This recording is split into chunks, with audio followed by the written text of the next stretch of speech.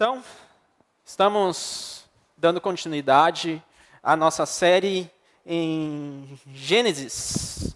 Quem sou eu? A humanidade à luz de Gênesis 1 a 4. No mês passado, então, nós refletimos acerca de sabedoria em tempos de era digital. E agora, nada mais propício do que pensar em quem nós somos. Afinal de contas, numa era digital, parece que a humanidade, o conceito de quem nós somos é gradativamente mais e mais distorcido. Nós falamos bastante no módulo passado sobre essa tendência de se objetificar o ser humano, de nos tornarmos sempre um produto no meio da era digital. E nada mais propício, então, de pensarmos biblicamente aqui quem sou eu, quem nós somos, quem é o ser humano. E nesse módulo em específico, nós estamos fazendo um recorte de um texto bíblico para, então, meditarmos nesse tema. E esse texto bíblico é Gênesis 1 a 4. Na aula passada, nós nos propomos a refletir sobre Deus e a sua criação. Então, nós nos concentramos em Gênesis 1. Nos concentramos na criação de todo o universo, nos atos criativos de Deus, nos 6 dias da criação. E vimos que Deus criou tudo de um modo bom, perfeito.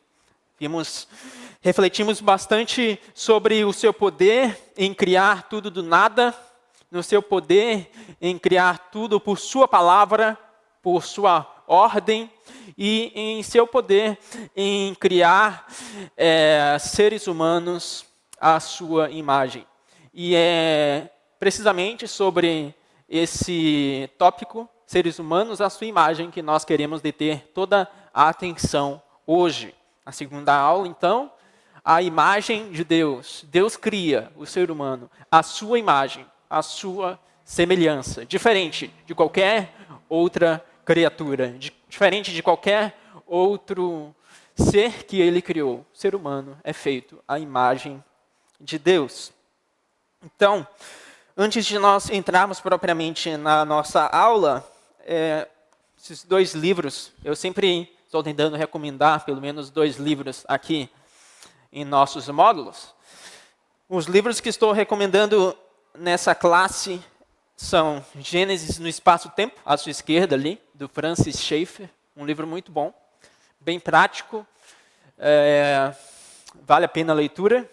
À sua direita, Criados à Imagem de Deus, do Hockman.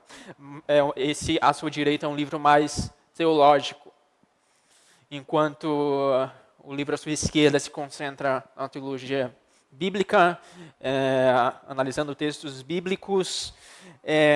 O livro à sua direita, que obviamente não deixa de ser bíblico, é uma teologia sistemática sobre quem nós somos, sobre antropologia.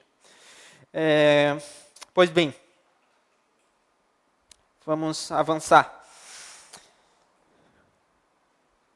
Vimos na aula passada, e pretendemos nos concentrar hoje, como já foi posto, que quando o ser humano é criado, nós temos então ali o ápice da criação divina. Quando o ser humano é criado, nós temos como que a cereja do bolo de Deus. A cada dia, Deus vai findando a sua criação e declarando que tudo é bom, mas ao final de tudo, inclusive quando o ser humano é criado, Deus declara que é tudo muito bom. Em Gênesis 1, 27, nós lemos: assim Deus criou o ser humano à sua imagem, a imagem de Deus o criou, homem e mulher os criou. A repetição tripla da palavra criou, bará, funciona como ponto de exclamação, indicando a singularidade deste evento. Enfatizamos na aula passada algumas palavras, em específico, algumas como bará, que aparecem, bará no caso aparece no texto hebraico, mas na aula passada também vimos algumas expressões em latim bastante conhecidas, que denotam a importância e o poder de Deus aqui manifestado na criação do ser humano. É importante notar que quando nós vemos o versículo 27, vemos uma singularidade aqui. Assim Deus criou, é a primeira menção de criar o ser humano à sua imagem. A imagem de Deus o criou, uma nova menção de criar, e homem e mulher os criou. A terceira repetição de criar. Isso não acontece na criação de nenhum outro ser em Gênesis 1. E existe quase que um consenso que aqui nós temos uma ênfase, um modo de, digamos, o autor colocar em negrito ou sublinhar. Veja, isso é algo muito importante que está acontecendo aqui, algo notório. Preste bastante atenção. Deus criou o ser humano à sua imagem, sua semelhança. E podemos nos questionar, afinal de contas, o que é essa imagem? O que é essa semelhança? Gênesis 2, 7, nós lemos: Então o Senhor Deus formou o homem do pó da terra e lhe soprou nas narinas o fôlego de vida. E o homem se tornou um ser vivente. Não vemos em nenhum ser vivo na narrativa de Gênesis o ato criativo de Deus ser descrito com tanta minúcia quanto a criação do homem. Nós vemos aqui que Deus sopra em suas narinas o fôlego de vida. O que dá a entender que o ser humano é criado muito mais do que uma criatura material, muito mais do que algo físico. E aqui está a grande distinção de um ser humano para qualquer outro ser criado. Nós somos seres que vão além da matéria. Nós temos um corpo, sim, mas nós também temos alma. Nós somos seres que vivem, nós temos um espírito. Nós refletimos a imagem do Deus Altíssimo, sendo corpo e alma. E isso é importante na era que nós vivemos.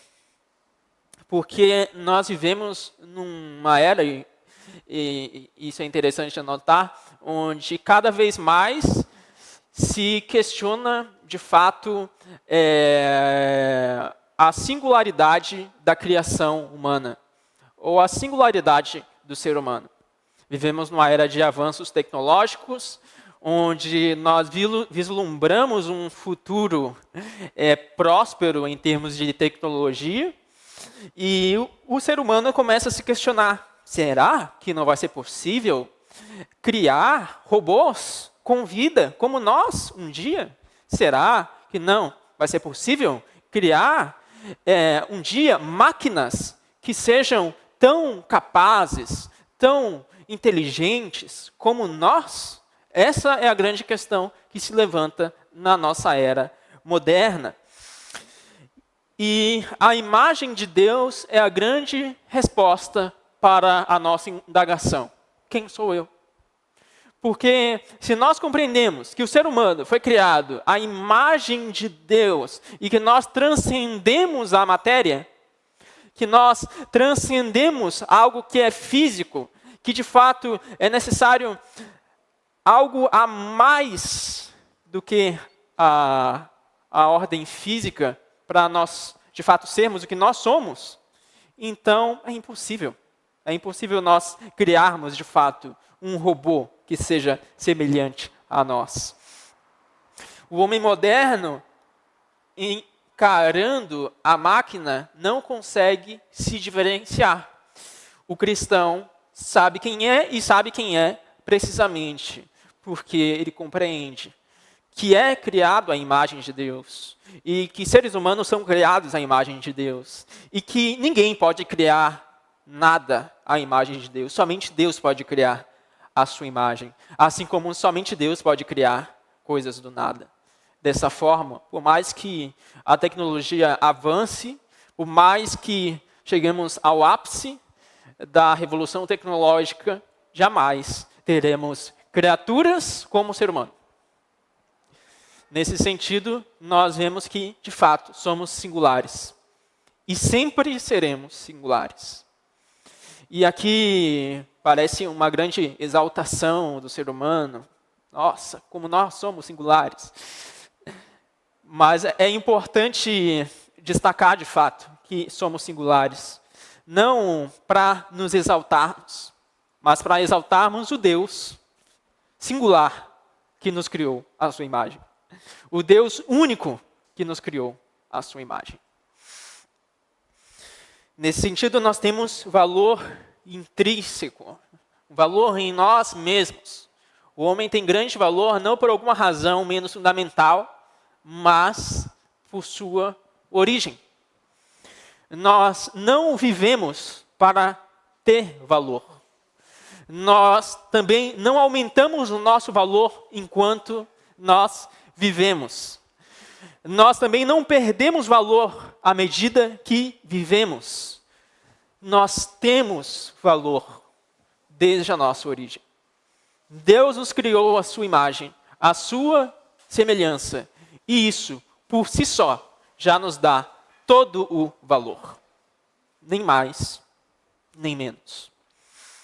Numa era que basicamente mercantiliza o próprio ser humano, muito importante nós sermos convictos de que, de fato, o nosso valor diz respeito à imagem de Deus dentro de nós. Além do mais, a imagem de Deus dentro de nós torna a revelação possível. Porque somos feitos à imagem de Deus, de um Deus pessoal e comunicativo, a revelação proporcional à Bíblia faz sentido. Somente porque somos feitos à imagem dele e para nos comunicar de fato com ele, somente assim, por conta disso, de fato, essa revelação faz sentido. Eu pus aqui um gráfico para ilustrar isso. Enquanto seres humanos, nós podemos dizer que nos relacionamos em 3 aspectos. O primeiro aspecto, o aspecto ascendente. Nos relacionamos com Deus Altíssimo. Somos criados à imagem dele para nos relacionarmos com ele. Visto que somos criados à imagem de Deus, nós somos criados para, de fato, refletirmos a glória dele em comunhão com ele. Mas nós também temos uma dimensão horizontal. Nós somos feitos para nos relacionarmos com a criação. O homem, o ser humano, foi feito para se relacionar com o mundo onde ele foi posto. Nesse sentido, é uma criatura relacional. E um terceiro aspecto, o aspecto descendente, a setinha para baixo, aqui no gráfico. O ser humano foi feito para exercer domínio sobre a criação de Deus. Nós não fomos criados para nos sujeitar às outras criações, mas sim para sujeitar-nos à criação de Deus, para sermos corregentes com Deus, para, de fato, manifestarmos o reinado de Deus sobre a terra. Então, enquanto seres humanos criados à imagem de Deus, nós devemos sempre nos atentar para esses 3 aspectos. Nosso relacionamento ascendente com o Deus Altíssimo, horizontal com o nosso próximo e descendente, no sentido de refletirmos a imagem de Deus no mundo que Deus criou, corrigendo com ele a criação. Podemos também colocar da seguinte forma: temos 4 grandes dimensões. Somos seres naturais, visto que nós somos feitos do pó da terra. Somos também seres espirituais, visto que, além de pessoas físicas, materiais, nós temos um espírito dentro de nós, que é imaterial. Podemos também dizer que nós somos criaturas racionais, isso decorre de sermos corpo e alma. Então, nós temos um intelecto que é racional. E também podemos dizer que somos criaturas sociais, o que decorre também de sermos corpo e alma, e assim, de fato, sermos criados para nos relacionarmos. Basicamente, o ser natural, ele é formado do pó, o ser espiritual, dotado do fôlego divino, ser racional, dotado de expressão, ser social, criado para a comunidade. Todas essas dimensões são dimensões que estão no ser humano, que são, de fato, a coroa da criação divina. No entanto, até aqui, nós vimos nos concentrando basicamente em Gênesis 1 e na criação no ser humano. Mas hoje nós pretendemos avançar para Gênesis 2. Inclusive, eu recomendo que você faça a leitura de Gênesis 1 e 2 em casa, se possível, caso não tenha feito essa leitura recentemente. Por mais que nós não estejamos citando em todo momento aqui os versículos, em todo momento nós estamos fazendo referência de indiretas a Gênesis 1 e a Gênesis 2 também. Agora, pretendemos avançar. Existia uma lacuna na criação de Deus. Quando Deus criou no Éden todas as coisas, ele percebeu que existia uma lacuna. Alguém se recorda de qual lacuna era essa? Ele encerra toda a criação. Mas, em certo momento, ele percebe: não é bom que tal coisa seja assim. Não é bom que tal coisa seja dessa forma. Então, o próprio Deus, analisando a sua criação, ele percebe que, de fato, estava faltando algo. Oi, Reinaldo. Talvez a observação de Adão e os animais estavam. Perfeito. Essa era a única lacuna na perfeição do Éden. Era a profunda solidão do ser humano. O ser humano estava sozinho e Deus identificou isso. E em Gênesis 2:18, ele diz: não é bom que o homem esteja só. Ele identifica que o ser humano tinha criaturas ao redor dele. No entanto, nenhuma dessas criaturas era semelhante a ele. E por mais que ele tivesse o próprio Deus com quem ter comunhão, ele também precisava se relacionar horizontalmente, porque o ser humano é uma criatura social. E aqui nós retomamos as 4 dimensões do ser humano. Nós somos seres sociais, criados para a comunidade. Isso é algo que está dentro de nós. Nós somos feitos para isso. E Deus, vendo isso, e sabendo que criou o ser humano dessa forma, vê que não é bom que o homem esteja só. Ou poderíamos, inclusive, voltar mais esse gráfico. O homem tinha comunhão com Deus, relacionamento ascendente. Mas havia uma falha no seu relacionamento horizontal.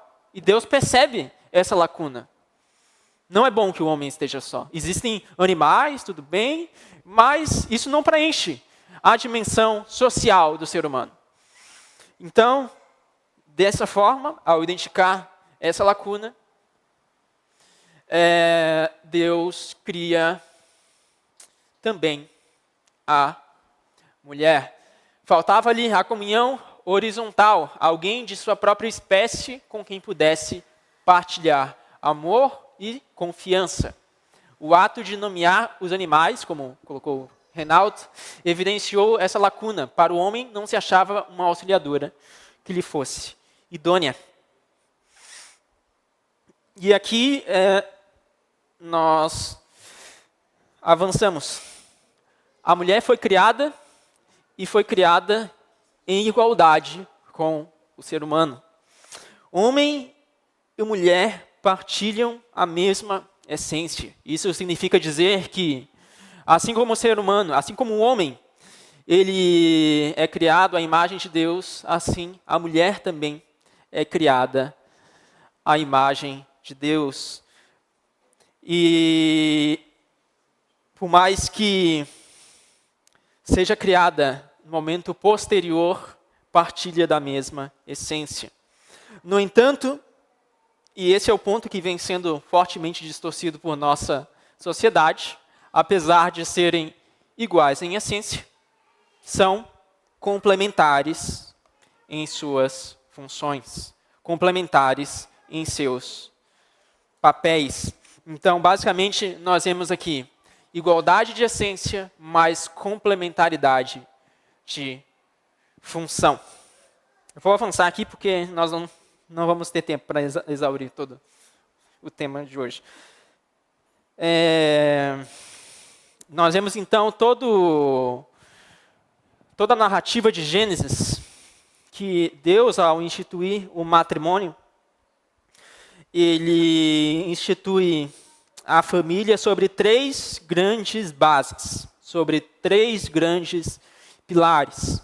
Quando ele dá Eva em casamento a Adão, e os teólogos vão dizer que, de fato, ali nós vemos a primeira grande instituição da história do mundo, feita pelo próprio Deus, a primeira grande cerimônia realizada.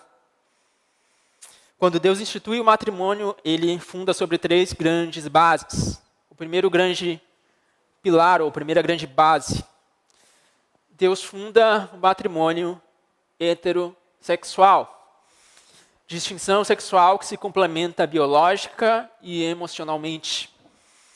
Cada vez mais, nós vivemos em uma era que considera-se evoluída. E alega que, na verdade, já que nós progredimos, nós devemos também tolerar outras formas de relacionamento, visto que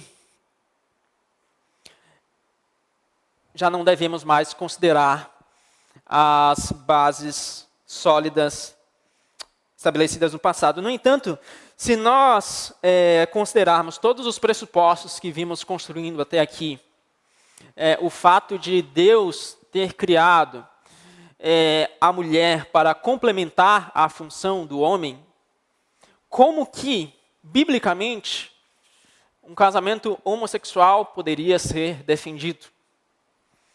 Porque, em tese, homem e mulher são complementares. São complementares porque são diferentes.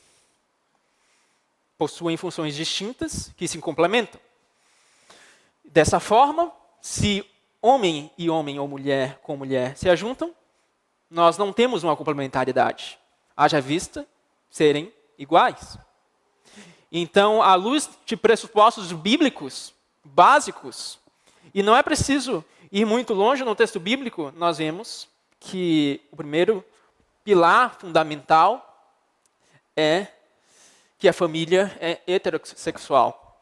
E aqui é importante nós meditarmos nesses assuntos, visto que nós lidamos com ele em todo o tempo. É fácil nós falarmos essas coisas na igreja, mas em todo o tempo nós lidaremos com pessoas que não estão na igreja, que distorcem todos os conceitos básicos da família e frequentemente não sabemos como defender a nossa fé perante essas pessoas. E frequentemente nós pensamos que é necessário muito conhecimento teológico para fazer uma grande defesa da fé cristã. Mas veja, o mais básico aqui, nós estamos nos capítulos iniciais das Escrituras. Não avançamos do 2º capítulo. E aqui nós vemos um pressuposto básico, onde toda a Escritura é construída. Seres humanos, homem e mulher, são iguais em essência, mas complementares em sua função. Dessa forma, se são, de fato, complementares, é impossível que um matrimônio seja, de fato, biblicamente falando, homossexual.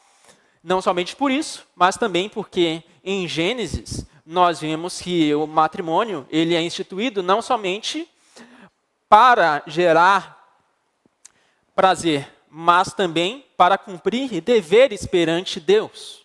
O matrimônio também é feito para que o ser humano cumpra o seu dever de povoar a terra e também de ser o corregente com Deus na criação. Isso também ficaria inviabilizado num casamento homossexual. Então, 2 simples argumentos extraídos dos 2 primeiros capítulos das Escrituras. O segundo pilar da família. A família é monogâmica, homem e sua mulher, uma mulher para um homem. Esse é um assunto polêmico.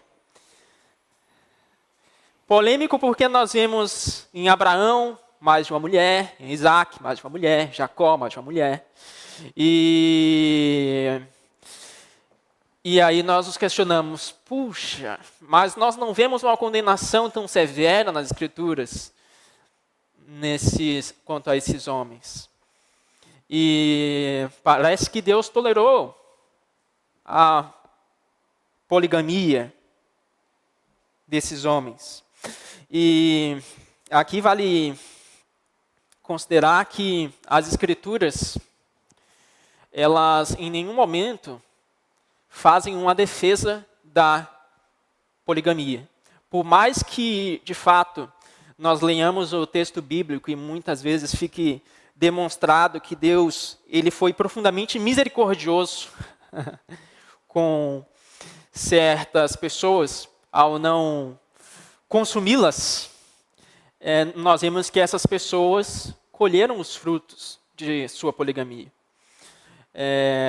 Próprio Abraão colheu fruto de sua poligamia.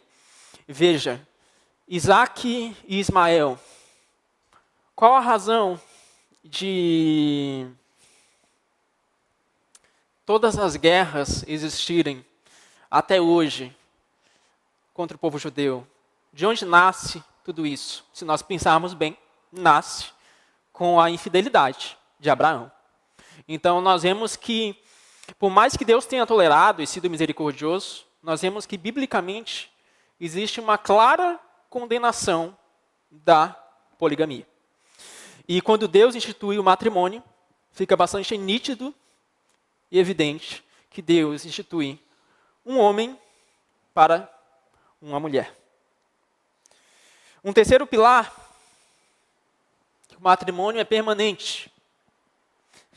E aqui nós vamos passando de pilar em pilar e nós vemos, de fato, o que nós temos feito com a instituição do casamento. Porque parece que em nossa sociedade um está mais frágil do que o outro.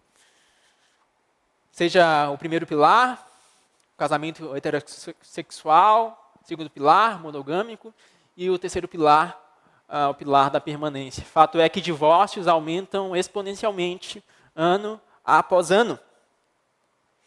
Mas Deus instituiu o matrimônio para ser permanente.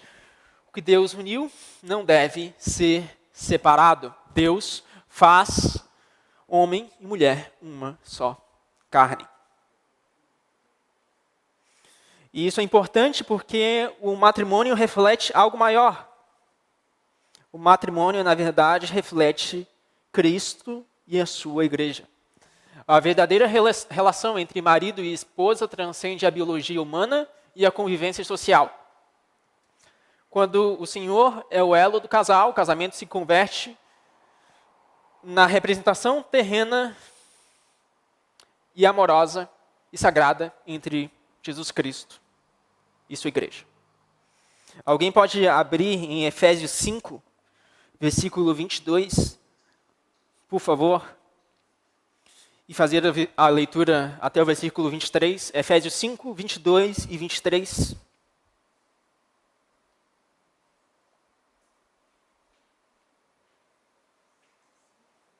Lembro também que a qualquer tempo podem fazer comentários, dúvidas, fique à vontade.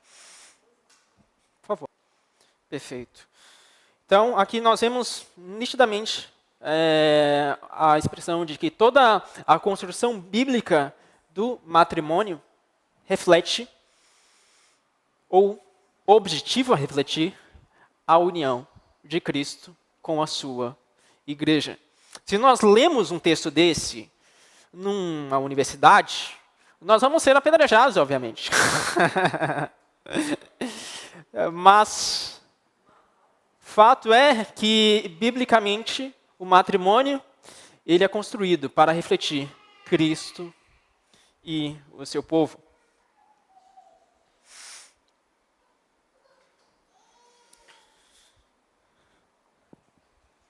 Uma humanidade, uma origem, a historicidade de Adão e Eva. Nós temos tratado aqui 2 capítulos iniciais de Gênesis até agora. Na aula passada, nós nos concentramos em Gênesis 1. Hoje nós estamos avançando para Gênesis 2. Recomendei a leitura, inclusive, para vocês de Gênesis 1 e 2. Tudo que nós estamos falando aqui são referências diretas ou indiretas a Gênesis 1 e 2. Mas tem uma passagem que nós podemos dizer que une esses 2 capítulos no Novo Testamento. Alguém pode abrir em Mateus 19, versículo 4. Mateus 19, versículo 4. Perfeito. Obrigado, Carol. Então, nós vemos claramente que Jesus une os 2 capítulos iniciais de Gênesis e Mateus ao discutir o casamento, tratando-os como um relato unificado. A criação da mulher a partir do homem estabelece a unidade fundamental da humanidade. Enquanto em Gênesis 1 nós temos toda a criação humana e toda a criação do mundo, melhor dizendo, nós temos em Gênesis 2 também a instituição do matrimônio aqui. E a unidade da humanidade sendo evidenciada. Muito se questiona hoje também a historicidade desses 2 capítulos iniciais. Mas quando nós chegamos em Romanos 5:2, nós vemos que Paulo coloca Adão em paralelo histórico com Moisés e Cristo. Assim como o pecado entrou no mundo por um só homem, Paulo diz, assim também por um só homem veio a salvação. E se nós avançamos e chegamos, ou melhor, retrocedemos, chegamos em Lucas, a genealogia de Jesus traça sua linhagem até Sete, filho de Adão, filho de Deus, colocando na mesma linha de figuras históricas. Isso também é importante, pois muitas vezes também se questiona a historicidade de Gênesis. Pensa-se e defende-se muitas vezes que Adão, quem sabe, tenha sido apenas uma forma simbólica, carinhosa de Deus, dizer que a humanidade começou de uma forma específica, mas não trata-se disso. Adão e Eva foram figuras históricas. A queda de Adão foi um momento histórico, e nós desenvolveremos melhor esse momento na próxima aula. E é importante aqui nós refletirmos sobre a origem comum da humanidade. Todos nós temos uma só origem. Todos nós começamos em Adão, começamos em Eva. Todos nós retrocedemos, se traçarmos a nossa linhagem, se fizermos a nossa genealogia, cada um de nós podemos ter diversos galhos ali estranhos, diferentes, mas fato é que todos nós, pense nisso, todos nós, absolutamente, temos uma origem comum. Adão. Todos nós, se fizermos a nossa genealogia, inevitavelmente chegaremos a Adão. E isso deveria nos fazer mais humildes quando nós pensamos em raças diferentes, em etnias diferentes, em povos diferentes. Haja vista todos nós procedermos de uma mesma origem. As Escrituras também nos ensinam indiretamente sobre isso. Aqui eu coloquei o trecho na citação de um rabino. Não significa que eu estou endossando os escritos dele, mas a citação é interessante. O fato de ter criado Deus um homem só, formando-o do pó da terra, ensina que não deve existir orgulho, desigualdade de origem ou linhagem de casta. Pertencemos à mesma terra. Temos todos a mesma origem. Não existe superioridade.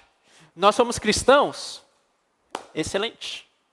Mas a única coisa que nos diferencia de um rabino é que nós fomos alcançados pela graça de Deus que nos despertou para a luz de Cristo, considerando que esse rabino aqui não é um rabino messiânico.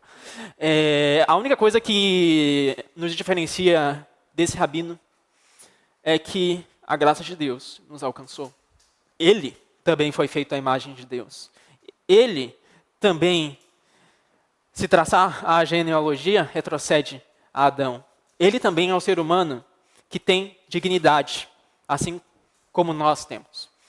Então, isso nos deveria fazer-nos mais humildes ao lidarmos com os mais variados tipos de pessoas. E para finalizar,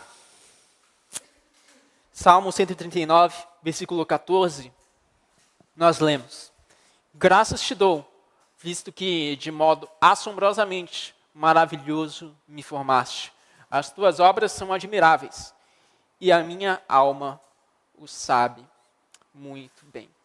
Apenas em refletirmos quão precioso é o fato de nós sermos criados à imagem de Deus, nós podemos ver, de fato, quão dignos nós somos, mas quão gracioso Deus é, e adorá-lo por isso. Que nós possamos exaltar o Deus Altíssimo. De fato, possamos engrandecê-lo, porque Ele nos criou de uma maneira assombrosa. Não existe um ser humano na face da Terra, em toda a história, que tenha sido criado igual ao outro. Não existe um código genético que seja semelhante ao outro. Nós somos singulares. Deus nos criou assim. Que nós possamos adorá-lo, que nós possamos bendizê-lo enquanto seres humanos, à sua imagem que somos. Amém? Alguém gostaria de fazer algum comentário? Alguma dúvida, consideração? E com essa reflexão, então, vamos encerrar a nossa escola bíblica de hoje. Vamos encerrar com a oração.